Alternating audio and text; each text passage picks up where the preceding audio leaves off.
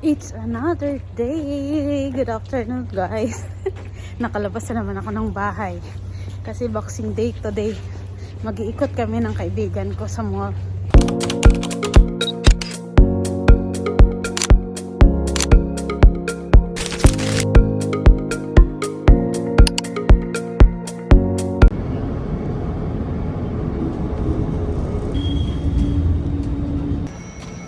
So, nandito na tayo sa Davis, guys.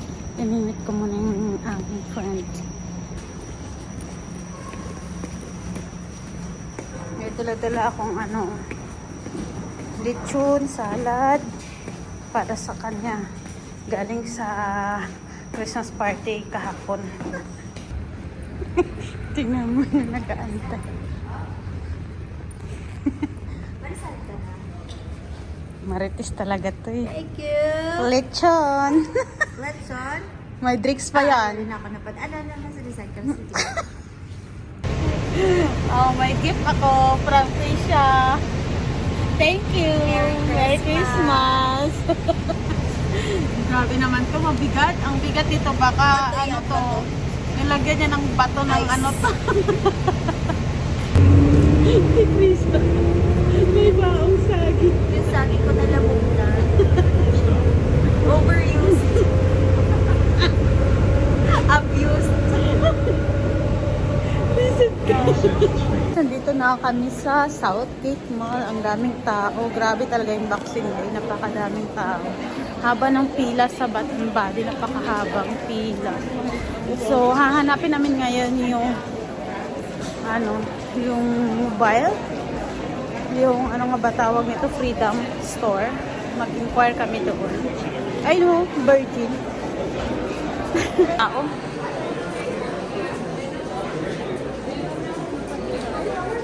Dami talagang tao.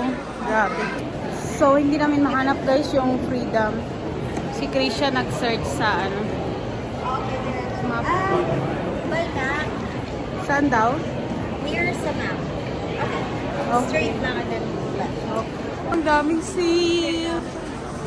Ang dami talaga. Anong sinasabi mo dyan? Kanina ka ba Ilonggo lang mo? Ay, mate. Saan? Ay, walang ganyan. May ganyan na ako eh.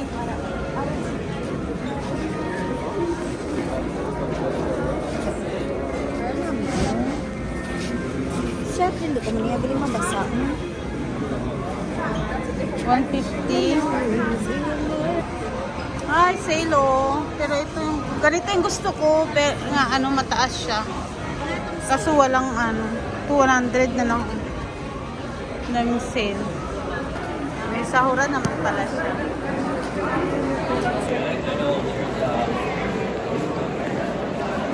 Maharap na siya. Ba? Wala kaming nabili ni Krisha. Wala pa kami na shopping kundi nag-ice cream na lang kami. At least makatipid-tipid tayo. Wala kaming gastos ngayong araw. Ice cream lang. Ala ba?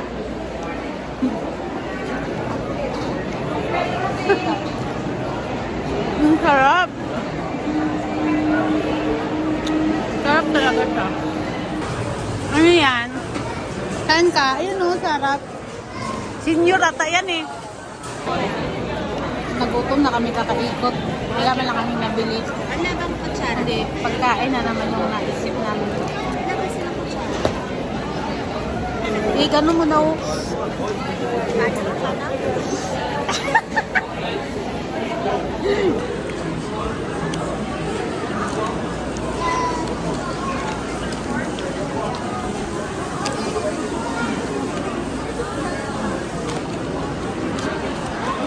May mga sabaw-sabaw. Oh, wow. Enjoy! gutom na yung isa. As in. Ginabi na ako guys. Ginabi na ako pa uwi. May pasok pa ako ngayon ng 11. Hanggang ngayon nag-antay ako ng bus. Yung alaga ko doong mga aso. Nag-aalala ako. 10 minutes pa yung bus bago dumating. Habang pauwi ako, may na-receive akong message galing sa manager ko. Hindi siya makakapasok ngayon kasi na-aksidente siya, guys. Sa car accident. Nabangga yung car nila ng isang car din. Nagpanic daw yung driver, 24 years old pa lang. Canadian. So, hindi siya nakapasok, na sa hospital siya nagpapagaling. So, hindi mo talaga masabi yung accident. Talaga biglaan talaga. Buti lang hindi ganun kalala naman yung nangyari. Pero nagkapasa-pasa yung mga kamay niya. Kaya nagpapagaling pa siya ngayon. At yung kasama ko kanina, inatid lang niya ako sa sakayan ng bus papunta. So, itong bus na inaantay ko, pangalawang bus na sakay na to. So, medyo late na talaga. Ang dami kasing tao sa mall kanina nung nag-mall kami. Ang dami talaga kasi Boxing Day ngayon. Pero napakadaming tao, grabe. Pila-pila talaga sa store. Hindi ka basta-basta makakapasok sa store. Good morning! Nakikita niyo pa ba ako? Sobrang madilim pa rin siya. Kasi 5 AM dito ng umaga.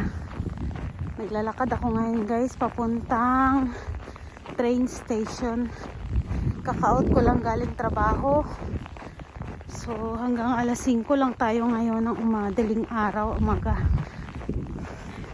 Hindi naman siya ganun ka lamig tulad ng mga kaninang gabi na yon.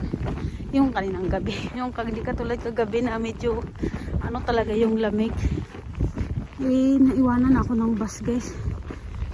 Pag out ko, nakita ko yung bus, kakadaan lang.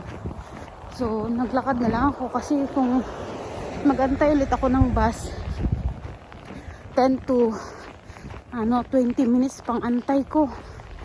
So sabi ko, nag-decide na lang akong maglakad.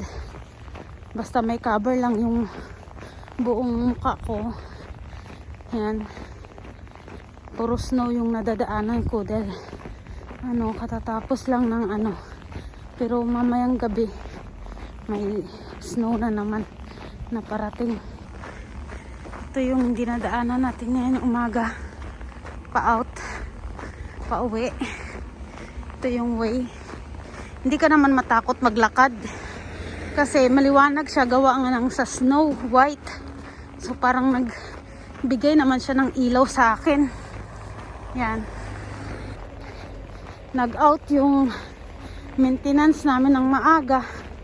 Same time sa pag-out ko, sabi ko sa kanya kagabi, makikisakay ako hanggang dun sa malapit sa may bus station, malapit dun sa bahay, sa isang sakay pang bus papunta sana sa bahay. Kasi pag dito ako dadaan sa may train station, maglalakad pa ako papuntang train, sasakay ulit ako ng bus. So marami pang 3 sakay pa. So sana nakikisakay ako dun, kaya lang iniwan ako. Pero okay lang yung nakalimutan niya siguro makisakay ako. Madulas yung natin, kalsadang dinadaanan. Kaya dahan-dahan lang yung lakad natin ngayon, guys. Meron kasi siyang mga tinatawag nilang black ice. Yung alam mo, nadaanan siya ng ulan. So pag naulanan na siya, magiging madulas yung ice. Kaya yun ang mahirap. Kaya binubuldos yan para hindi mag-stuck sa gitna ng kalsada.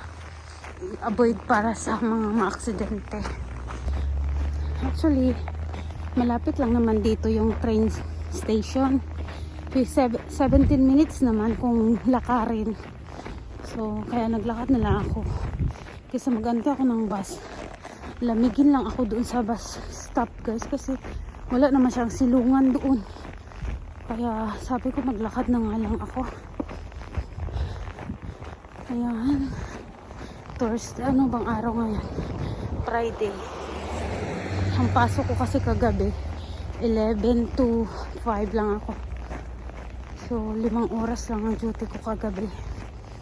Hanggang ngayon lang ako nag-out. Ayan, guys, nandito na tayo sa Tawiran. Sa train station na tayo. Malapit lang to kung lakarin ka lang minsan. Hindi rin kasi safe yung maglakad gawa ng yung snow.